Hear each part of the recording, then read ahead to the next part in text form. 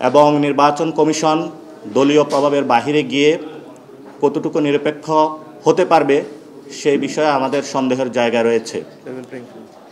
এবং বর্তমান যে পরিস্থিতি রয়েছে, লটারির মাধ্যমে এএসপি ডিসি নিয়োগ করা হচ্ছে, কিন্তু সেটা জাতির সামনে সুস্পষ্ট করা হয় নাই কাদেরকে নিয়োগ করা হচ্ছে।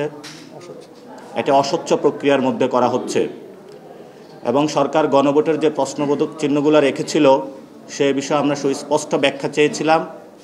আমরা এই পর্যন্ত কোনো সুস্পষ্ট ব্যাখ্যা পাইনি।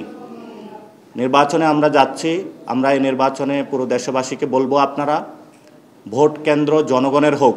ভোট কেন্দ্র কোনো দলীয় গুন্ডা বাহিনী, সন্ত্রাসী, চাঁদাবাজি, যারা দুর্নীতি, মানি লন্ডারিংয়ের সাথে যুক্ত, তারা ভোট কেন্দ্রগুলো দখল না করুক। জনগণের ভোট কেন্দ্র জনগণই পাহারা দিক এবং যে আইন শৃঙ্খলা রয়েছে সেই আইন শৃঙ্খলার আমরা যথেষ্ট সক্ষমতার পরিচয় দেখতে পাচ্ছি না।